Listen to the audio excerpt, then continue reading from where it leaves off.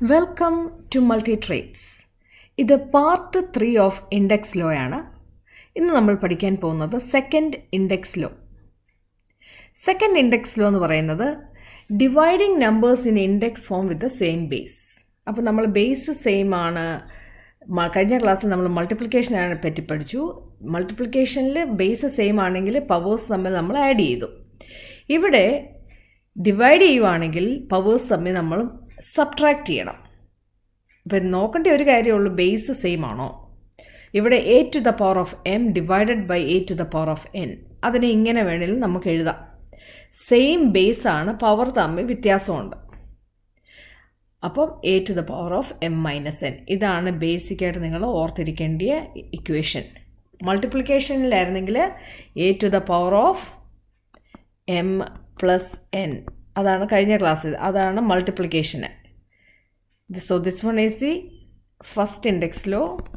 First, ഇത് second ഡിവിഷനാണ് second index law, a to the power of m minus n. അപ്പോൾ നമ്മൾ ഇനിയും സെക്കൻഡ് ഇൻഡെക്സ് ലോയെ പറ്റിയാണ് പഠിക്കുന്നത്. 6 to the power of 4 divided by 6 to the power of 2. അപ്പോൾ നമുക്കിതൊന്ന് എക്സ്പാൻഡ് ചെയ്ത് എഴുതാം. 6 to the power of 4 എന്ന് പറഞ്ഞാൽ ബേസ് 6 4 വട്ടം എഴുതണം. ഡിവൈഡഡ് ബൈ ബേസ് 6 2 വട്ടം എഴുതുന്നതാണ് ഇങ്ങനെ ഇൻഡെക്സ് ഫോമിൽ കാണുന്നത്. ഈ നമ്മൾ പിന്നെ പഠിച്ചിട്ടുണ്ട്, മുകളിലും കീഴേ സെയിം നമ്പറാണ്, നമുക്കതിനെ ക്യാൻസൽ ചെയ്ത് വിടാം അല്ലേ. അപ്പോൾ എത്ര ആൻസർ? ഇപ്പം നമ്മളിവിടെ നോക്കുവാണെങ്കിൽ 6 to the power of 4 minus 2 is equal to 6 to the power of square അല്ലേ, 6 സ്ക്വയർ. ഇവിടെയാണേലും 6 സ്ക്വയർ എന്ന് തോന്നും. ബട്ട് ഡിവൈഡ് ചെയ്യുവാണെങ്കിൽ നമ്മൾ ആക്ച്വലി എന്താ ചെയ്യുന്നത്, ഈ മുകളിലുള്ള നമ്പറേയും താഴെയുള്ള നമ്പറേയും സെയിം ആയിട്ടുള്ളതിനെ ക്യാൻസൽ ചെയ്ത് വിടുക. ഇപ്പോൾ 5 to the power of 10 divided by 5 to the power of 7. അപ്പോൾ നമുക്ക് വേണേൽ അതുപോലെ എക്സ്പാൻഡ് ചെയ്തൊന്ന് എഴുതി നോക്കാം, ഒന്നുകൂടെ ഒന്ന് ക്ലാരിഫൈ ചെയ്യാനായിട്ട്. അപ്പോൾ നമ്മൾ എത്ര വട്ടം 5 എഴുതണം? ബേസ് 1 2 3 4 5 6 7 8 9 10. So 1 2 3 4 5 6 7 8 9 10 ഡിവൈഡഡ് ബൈ എത്ര വട്ടം എഴുതണം? 1 2 3 4 5 6 7. ഇനി നമ്മൾ എന്താ ചെയ്യേണ്ടത്? സെയിം ആയിട്ടുള്ളതിനെ ഞാൻ ക്യാൻസൽ ചെയ്യുക. So 1 2 3 4 5 6 7. What's the answer then? 10 minus 7 is 3. So 5 to the power of 3. രണ്ട് രീതിയിലും ഒരേ ആൻസർ കിട്ടും. ഈസി ആയിട്ട് എഴുതാൻ വേണ്ടിയാണ് നമ്മൾ ഡയറക്റ്റായിട്ട് 10 minus 7 5 to the power of 3 എന്ന് എഴുതുന്നത്. ഇനി ഇത് നമ്മളിനി ചെയ്യേണ്ട ആവശ്യമില്ല, എക്സ്പാൻഡ് ചെയ്ത് നമുക്ക് ഡയറക്റ്റ് എഴുതാം. So D12 divided by D3 എന്ന് പറയുന്നത് 12 minus 3 എന്ന് എഴുതിയാൽ മതി. So D to the power of 12 9 പോയാൽ 12 3 പോയാൽ 9. 7 to the power of 7 minus 3. എപ്പോഴും നോക്കേണ്ടത് ബേസ് സെയിം ആണോ എന്ന്. ബേസ് സെയിം അല്ലെങ്കിൽ നമുക്കിങ്ങനെ ചെയ്യാൻ പറ്റത്തില്ല. 7 minus 3 7 to the power of 4. 15 to the power of 456 divided by 15 to the power of 423. Same base ആണോ? അതെ. അപ്പോൾ നമുക്ക് എന്നാ ചെയ്യാൻ പറ്റും? മൈനസ് ചെയ്യാൻ പറ്റും. 456 മൈനസ് 423. ഇത് കാൽക്കുലേറ്റ് ചെയ്ത് കഴിയുമ്പോൾ എത്ര കിട്ടുന്നത്? 15 to the power of, നമുക്ക് പെട്ടെന്നൊന്ന് കാൽക്കുലേറ്റ് ചെയ്ത് നോക്കാം. 456 മൈനസ് 423 ഈസ് 33. H78. അപ്പോൾ ഇങ്ങനെ തന്നാലും അത് ഡിവിഷനാണെന്ന് ഓർത്തോണം. 78 ഒന്നുമില്ലെങ്കിൽ അതിൻ്റെ അർത്ഥം തന്നെ ഒരു 1 അവിടെ ഉണ്ട്. അപ്പോൾ 78 minus, so 78 minus 1 is h to the power of 77. ഇനി അടുത്ത ഒരു നമ്പറും ഉണ്ട്, വേരിയബിളും ഉണ്ട്. സോ നമ്പറാണ് നമ്മൾ ആദ്യം ചെയ്യേണ്ടത്, ക്യാൻസൽ ചെയ്യണം. Okay, so 12 divided by 4 Q34 Q10. 4 എത്ര വട്ടം 12 പോവും? 3. സോ നമുക്ക് ആൻസർ 3 എന്ന് കിട്ടി. അത് കഴിഞ്ഞു. ഇനി 34 നിന്ന് 10 പോയാൽ എത്ര? Q34 minus 10 is equal to 3Q to the power of 24.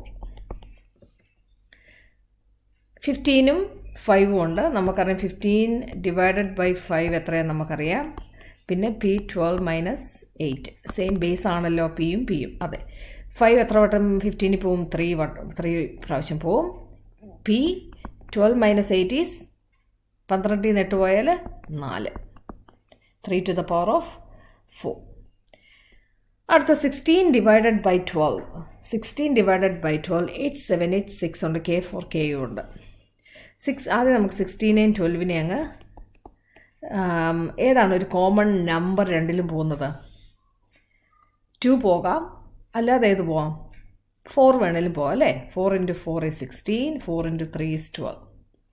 അപ്പം ഇതിനെ ഇനിയും ഡിവൈഡ് ചെയ്യാൻ പറ്റുമോ? ഇല്ല. സോ 4/3 എന്നങ്ങ് എഴുതാം.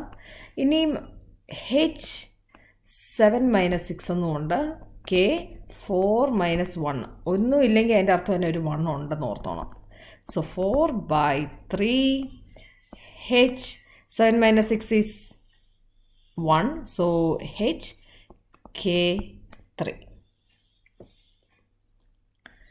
അടുത്തത് 27a9 times 18b5 4c², 18a4 12b². അപ്പോൾ എന്താ ചെയ്യേണ്ടതെന്ന് ചോദിച്ചാൽ നമുക്ക് ആ നമ്പേഴ്സ് ആദ്യം ഒന്ന് എഴുതിയെടുക്കാം, എന്നിട്ട് നമ്പേഴ്സിനെ ആദ്യം ക്യാൻസൽ ചെയ്യാം. So 27 into 18 into 4 divided by 18 into 12 into 2. ആദ്യം നമുക്ക് സിമിലർ ആയിട്ടുള്ളതിനെ അങ്ങ് ക്യാൻസൽ ചെയ്തുവിടാം. അപ്പോൾ ഇവിടെ ഒരു 18 ഉണ്ട്, ഇവിടെ ഒരു 18 ഉണ്ട്, അത് നമ്മൾ ക്യാൻസൽ ചെയ്തു. ഇവിടെ ഒരു 4 ഉണ്ട്, 4 1s are 4, 4 into 3. ഈ 3 എങ്ങനെ ക്യാൻസൽ? 3 into 9. അപ്പം ഇനി എന്തെങ്കിലും ക്യാൻസൽ ചെയ്യാനുണ്ടോ? ഇല്ല. സോ നമുക്കവിടെ 9/2 എന്ന് കിട്ടി. ഇനി എന്നാ ഉള്ളത്? എ എന്ന് പറയുന്നത് 9 - 4, പിന്നെ ബി എന്ന് പറയുന്നത് എത്രയാണ്? 5 - 2, സി 2 - 1. അത് മനസ്സിലായല്ലോ? ഒന്നുമില്ലെങ്കിൽ അതിൻ്റെ അർത്ഥം ഒരു 1 ഉണ്ടെന്ന്. സോ നമുക്കിനി എഴുതാം 9/2. എയുടെ answer 9 - 4 is 5. B 5 - 2 is 3. 2 - 1 is 1. So 9/2 a to the power of 5 b³ c എന്നാണ് ആൻസർ വരുന്നത്. ലാസ്റ്റ് ചോദ്യമാണ്, explain Y 12 to the power of x n by 3 divided by y does not equal to 4 into x minus y. ഒന്ന് ഓർത്ത് നോക്കി, എന്തുകൊണ്ടാണ് അത് equal ആകാത്തത്? നമ്മൾ എന്നാ പഠിച്ചത്? ഡിവിഷനിലാണേലും മൾട്ടിപ്ലിക്കേഷനാണേലും സെയിം ബേസ് ആണെങ്കിൽ മാത്രമേ നമുക്ക് ഈ ഇൻഡെക്സ് പവേഴ്സ് നമ്മൾ ആഡ് ചെയ്യാനും സബ്ട്രാക്ട് ചെയ്യാനും പറ്റത്തുള്ളൂ. ഇവിടെ സെയിം ബേസ് ആണോ എന്ന് നോക്കിയാൽ 12ഉം 3ഉം. അപ്പോൾ നമുക്ക് ഇതിനെ തമ്മിൽ ചെയ്യാൻ പറ്റുമോ? ഇല്ല, ബേസ് ഡിഫറെൻ്റ് ആണ്. So the bases are different. എന്തുകൊണ്ടാണ് ചെയ്യാൻ പറ്റാത്തത്? Bases are different.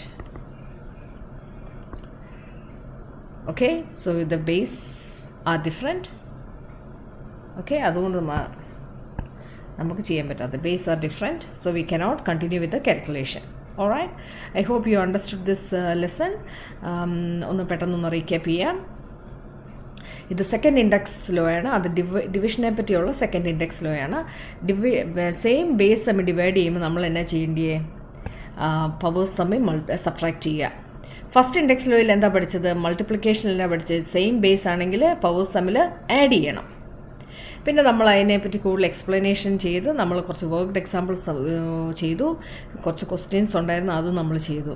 ഇത് മനസ്സിലായെന്ന് വിശ്വസിക്കുന്നു. So thank you for watching. I hope you understood this. By.